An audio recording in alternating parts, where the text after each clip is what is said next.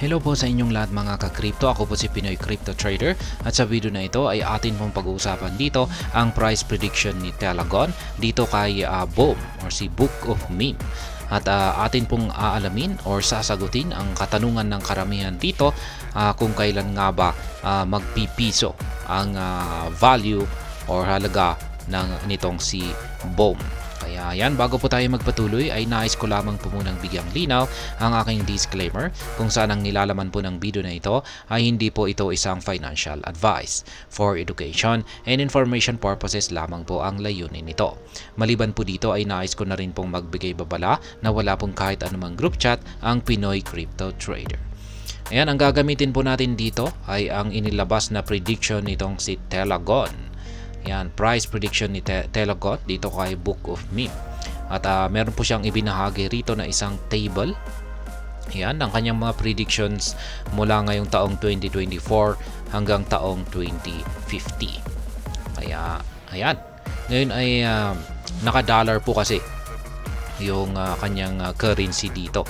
At ngayon ay paano ba natin malalaman kung kailan mahihit ni Book of Meme ang 1 piso na value dito kay Book of Meme. Ayan, pero ayon po yan sa prediction po ulit ni Telegon. Kaya para malaman po natin yan ay kailangan po tayong gumamit ng conversion. Yan, gagamitin po natin ang conversion dito ni Google. At ngayon, ang 1 US dollar ngayon ay naglalaro sa 57.64 Philippine peso. Ayan, bumagsak po siya. Ang taas po dati dito nitong mga April 24, yan 57.88, pero ngayon ay bagya na po siyang unti-unti na po siyang bumabagsak. At yan, bumalik na po siya sa 57.64. At ayan, para malaman po natin ang isang piso yan sa US dollar ay palitan lamang po natin itong 57.64, gawin lamang po nating 1. Ayan, 1 piso. Kaya ayan po ang kanyang katumbas sa US dollar na value, at least 0.017.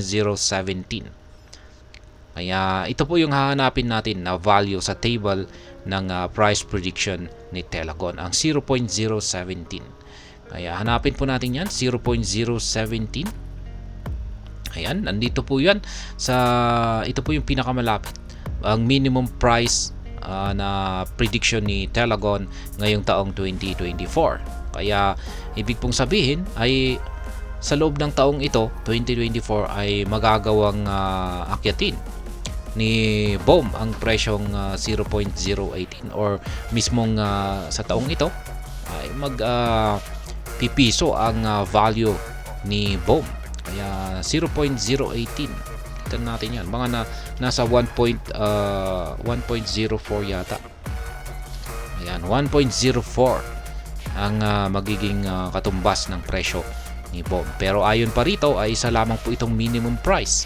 Yung average pa po, average price niya ay mas mataas, at saka maximum price ay 0.045. Kaya ayan, kung aabot po siya sa 0.045 ay ayan, 0.045 ay ayan, 2 piso na, 2.59 yung kanyang magiging presyo. Yung average naman po niya ay 0.032. Ayan, nasa 1.84. Pero yung hangad, kung yung hangad lamang po natin ay yung 1 piso, ayan, mag-1 piso yung presyo ni BOM, ay ayan, yung minimum price na 0.018. Ayan po siya. Ngayon ay paano naman kung gusto nating kumita ng 1 million pesos dito?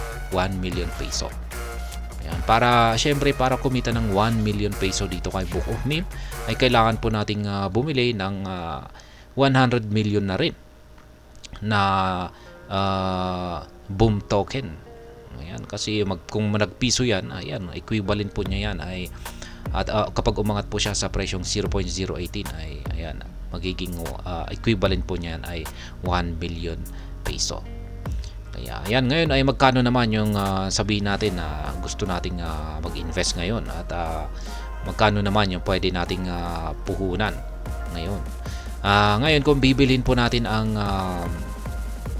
1 million na amount ng BOM tokens ngayon ay ito po, si BOM ay naglalaro po sa kasalukuyang presyo na 0.09616. Kaya multiply lamang po natin yan. Yan yung 1 million na balak po nating bilhin na BOM tokens, ay multiply lamang po natin yan sa kanyang kasalukuyang presyo na 20 digits, 9617. At yan po, yung magiging puhunan po natin ay $9,617. Kaya laki po pala ng magiging puhunan natin dito. Ayan, $9,617. $9,617. Ayan, kalahating milyon. Ayan, nasa higit kalahating milyon yung magiging puhunan natin dito.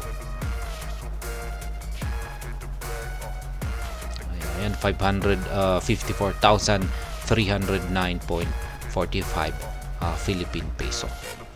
Ayan ang ating magiging puhunan ngayon. Kaya yan po ulit, pero isa lamang po itong price prediction mula kay Telagon, at maaari pong magkamali sila sa kanilang prediction dito. Ayan, this price prediction is not an investment advice. Yan, our content is for information purposes and only, and can be speculative. Ayan, ginamit lamang po natin ito bilang yung kanyang prediction bilang basihan. Ayan, kung sakaling nagpiso or kung kailan posibleng magpiso yung value ni BOM. At hanggang dito na lamang po tayo sa video na ito. Sana po ay inyong nagustuhan ang aking paliwanag dito. Kung inyo po itong nagustuhan, ay pakiclick lamang po ang like button nito.